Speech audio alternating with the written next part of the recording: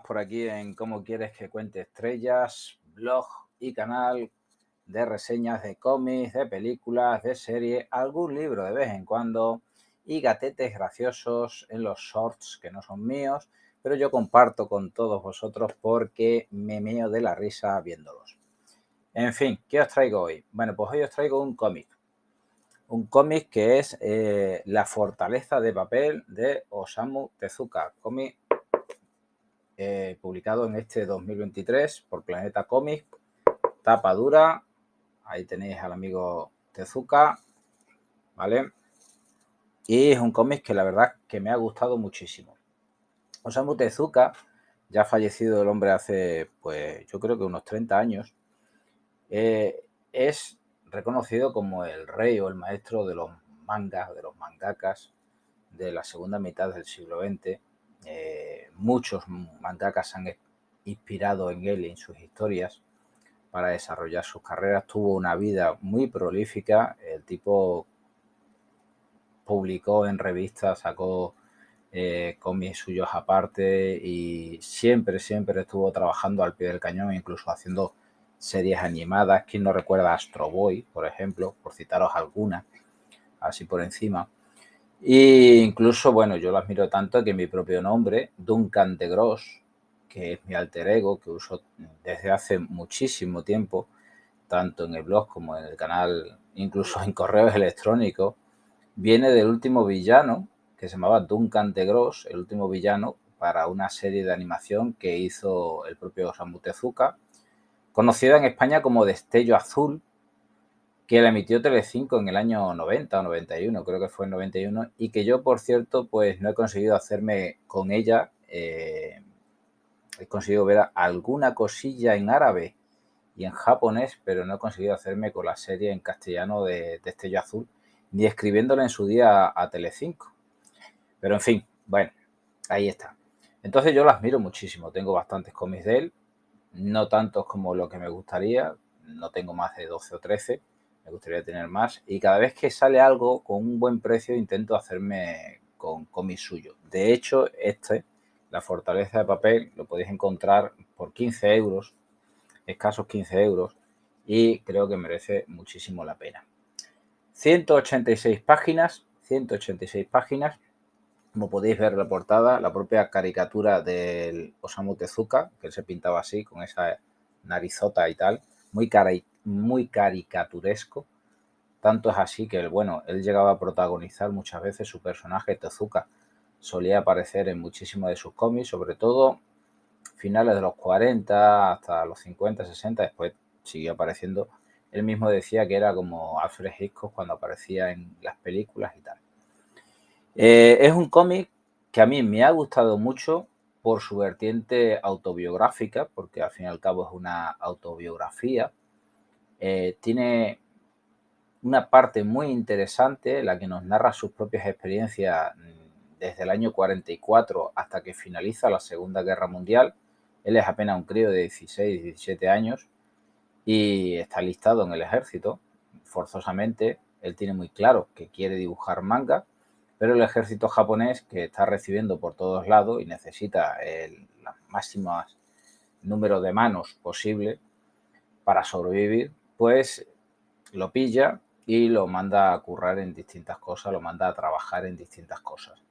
Entonces, la mirada de Osamu Tezuka es reveladora cuando ves los bombardeos, la gente que huye, la gente desfigurada, los muertos sin enterrar, calcinados, niños abandonados, niños rateros, que es algo que me ha recordado a otra obra, que por cierto en español la tenéis en 4 volúmenes, que es Pies Descalzos, una historia de Hiroshima, de Keiji Nakazawa.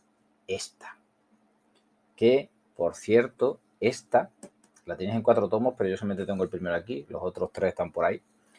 Esta, con prólogo de Art Spiegelman, el de Spiegelman, el de Maus, ¿vale? Esta es fundamental que os la leáis, porque estos 4 tomos de Pies Descalzos para mí fue un brutal. Lo que se cuenta aquí sobre Japón en en el final de la Segunda Guerra Mundial y en la posguerra. Fue brutal para mí. Y aquí ese pues me ha recordado a este, precisamente. Con la diferencia de que estos son 186 páginas, son historias cortas. Incluso hay una que sale que está inconclusa, que es Acaba con él, que al final en los extras, los propios editores reconocen haber retocado algunas cosas en las que solamente sale el autor. Entonces la historia se queda un poco ahí descolgada. Un defecto que tiene la Fortaleza de Papel es que no sigue un orden cronológico.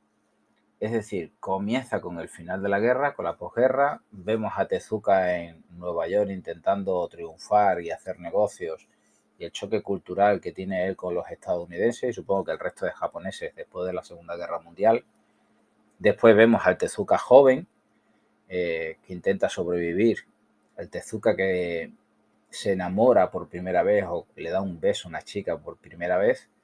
Después vemos también al Tezuka que comienza como un mangaka dando un salto en el tiempo para posteriormente volver atrás una vez más, el Tezuka que pasa hambre, que va pidiendo por la calle que le den de comer porque está desmayado, el castigado por el ejército, las palizas que recibe por oficiales del ejército japonés que continuamente le están diciendo que es un cobarde, que no vale para nada, la censura en el propio Japón y lo que le cuesta a él dibujar o hacer historias saltándose esa censura. Bueno, no se la salta porque agacha la cabeza y hace obras infantiles, ¿vale?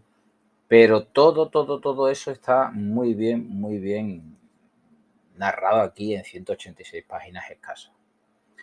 Una cosa que me ha llamado la atención muchísimo, es que, y también lo leí en un cómic de Planeta Cómics hace muy poco, de Tezuka, es que él exagera los rasgos, tanto de asiáticos como de afroamericanos, de negros.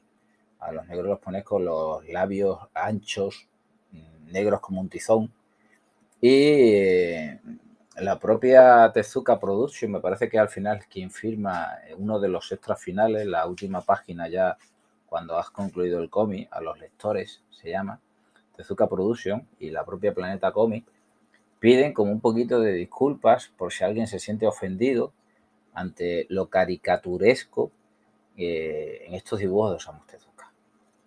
Esto pasa con todo, nos ofendemos muchísimo con estas cosas, pero hay que entender que Osamu Tezuka cuando dibuja esto son los años 40, son los años 50 y no existía esta visión, ¿vale?, de ciertas razas o de ciertas etnias. Entonces yo no creo que lo hiciera por cuestiones racistas, no me imagino un Tezuka racista, sino digamos a un Tezuka que hacía caricaturas, simple y llanamente. Supongo que este hombre a lo largo de su vida no se llegó a plantear estas cosas. Entonces, resumiendo, ¿merece la pena? Hombre, sí, claro que merece la pena. Merece muchísimo la pena Osamu Tezuka en La Fortaleza de Papel. Yo tengo que reconocer que aparte de haberlo comprado por gustarme el autor y por llevar el nombre de su último villano antes de fallecer, Duncan de Gross, tengo que reconocer que también lo he comprado por su vertiente histórica. Me gusta mucho el cómic histórico y aquí he visto cosas que ya había visto en Pies Descalzos. Así que os recomiendo los dos cómics. La Fortaleza de Papel, Pies Descalzos también, que son 4 tomos, recordad, una historia de Hiroshima, de Keiji Nakazawa, lo estoy leyendo aquí porque es que si no se me olvida. Echarle un vistazo, como siempre os digo, y decirme, si os dejan hueco, porque hay cientos, miles de comentarios diarios, decirme qué os ha parecido a vosotros. Antes que se me olvide, que siempre se me olvida al final de los vídeos, muchas gracias por estar ahí.